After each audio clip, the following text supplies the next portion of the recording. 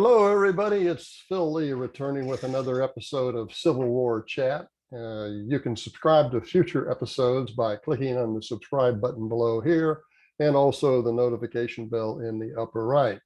Today is Monday, August 21st, 2020, August 30th, 2021. And today's topic is there's always an excuse for tyranny. In other words, governments don't just spontaneously become tyrannical, they have an excuse for it.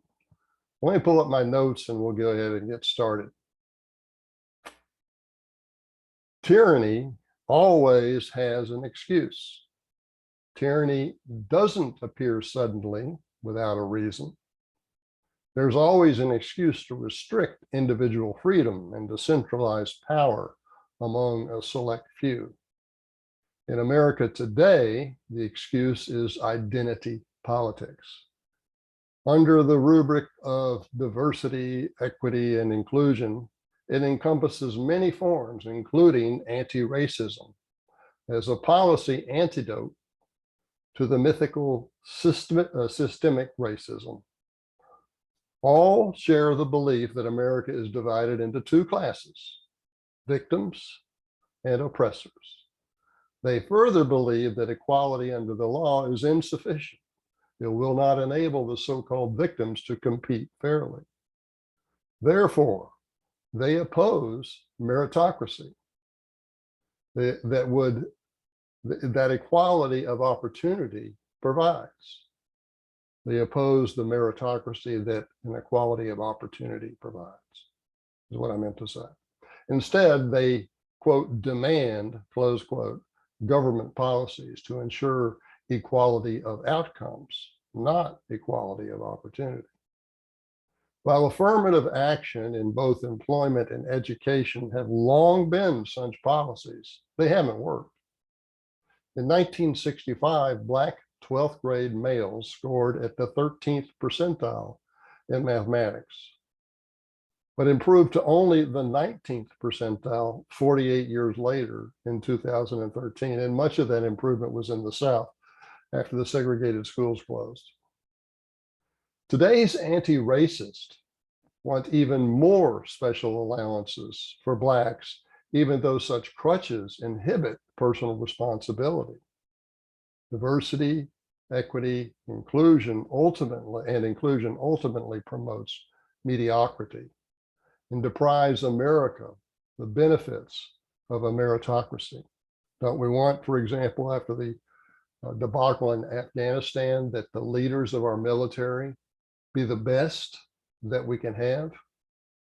We don't want the leaders to be some diversity hire that got there because of affirmative action. We want the best. Is it also not right for the Army and the military to have the best leaders? Is that not also in the best interest of the followers in the Army and other military branches?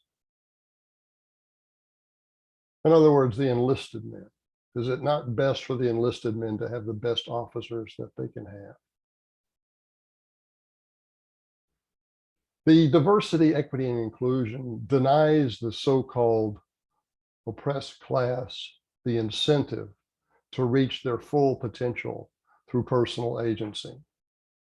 When segregation ended, white leaders increasingly lost the moral authority to lead without disassociating themselves with racism. In the age of white guilt, many such leaders progressively supported all manner of silly racial policies without admitting that their true motivation was simply to show themselves innocent of racism. While they will never suffer from the innovations they are devising, they expect to be forever celebrated for their good intentions and their alleged courage to take on the status quo. The president of Washington and Lee University fits this description to a T. His name is William Dudley. In the current environment, they cannot have moral authority unless their policies are advanced enough to conspicuously disassociate them from the past. That is why presidents of Ivy League universities want freshman classes to be about 10% Black, even though they would be only about 1 or 2% Black without racial preferences. Notwithstanding that Barack Obama's election alone reveals systemic racism to be a fraud, its presumed reality has become a dogma among most Black leaders and white elites. Even though the only systemic racism today is affirmative action, the only legally sanctioned systemic racism is, in fact, affirmative action. Denial of it is taken as proof that the denier is racist. If I deny that systemic racism exists, as a denier, I am taken to be racist, not just wrong, but racist. This agreement is not tolerated and is often censored. The proponents of diversity, equity, and inclusion and anti-racism tend to be tyrannical when they gain power. When their power becomes sufficient, they seek to destroy the relics and writings of the past. By their lights, for example, there's only one history of the Civil War. Nobody is permitted to provide a Southern viewpoint. It is beyond wrong. It is racist. All dissent becomes heresy, punishable by excommunication. Confederate statues must be destroyed. After the destruction of things, anti-racists turned their anger toward people, such as today's Southerners. Increasingly, elites regard our ancestors as fit objects for ridicule.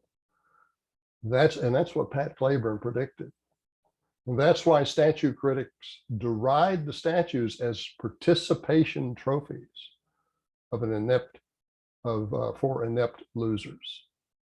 Consequently, General Ulysses Grant has dubiously replaced General Robert E. Lee as the war's best general. Finally, disdain for the South enables President Biden to pronounce Georgia's new voter integrity law as, quote, Jim Crow 2.0, close quote. Even though the Georgia law is more liberal than the law in Biden's home state of Delaware. Blacks achieved legal equality with the 1964 Civil Rights Act and the 1965 Voting Rights Act. The first outlawed many forms of racial discrimination, including education, employment, and public accommodations. The 1965 Voting Rights Act was mostly targeted at the Southern states.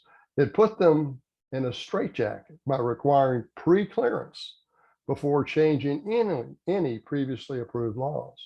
Although set to expire in 5 years in 1970, the provision lasted for another 43 years until it was finally overturned by the Supreme Court as anachronistic in 2013.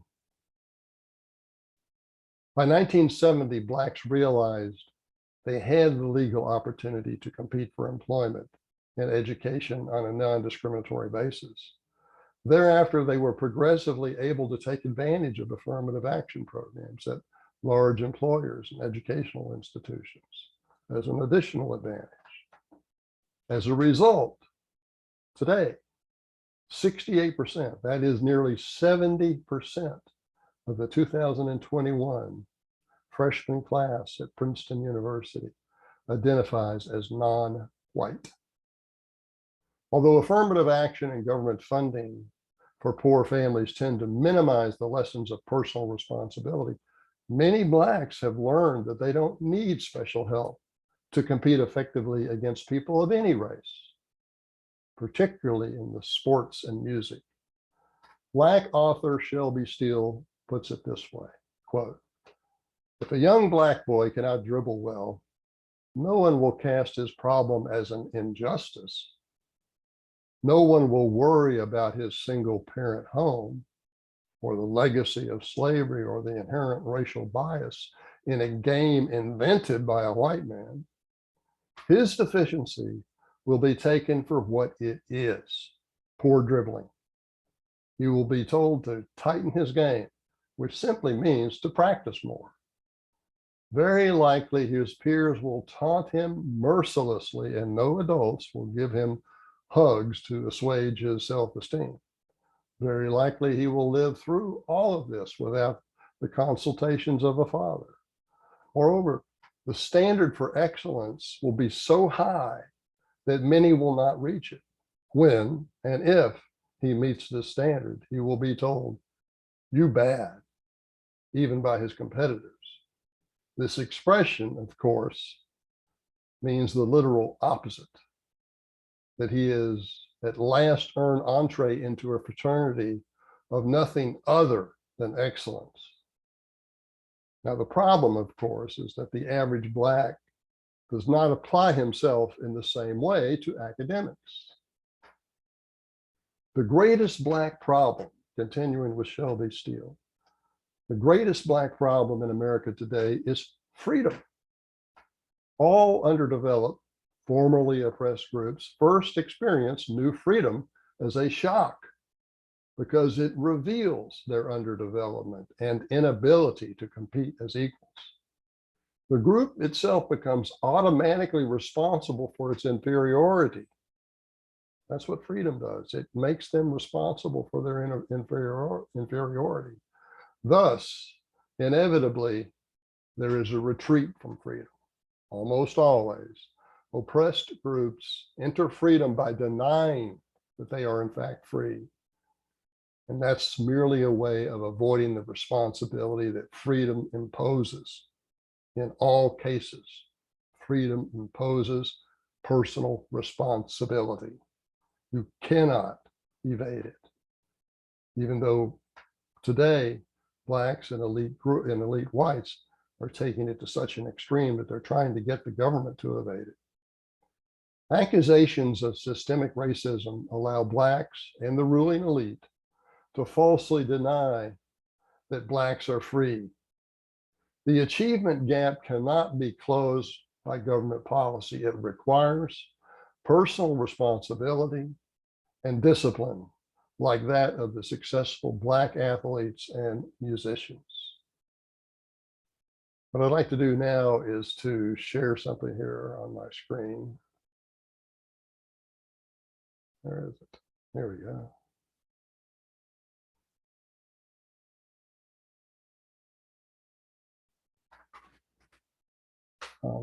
This is my book, The Confederacy at Flood Tide. And it tells the story from June of 62 to December of 62, when the Confederacy came closest to winning its independence. It covers military, espionage, diplomatic, and economic developments. It looks at all theaters, the Eastern Theater, Western Theater, and even the Trans-Mississippi. There's a lot in here that you don't find in typical histories of the Confederacy. It's available at Barnes & Noble, Amazon, and other fine bookstores. It's a hardcover book. If you want to get an autographed copy from me, you can do that by emailing me, Phil, P-H-I-L _ Leigh, L-E-I-G-H @me.com. Autographed copy, if you're here in the United States, it's going to cost you $31, and I will cover the delivery. If you don't want an autographed copy, go to Amazon, etc., and they're $28 there. Okay, that's our show for today, and I want to thank you for watching.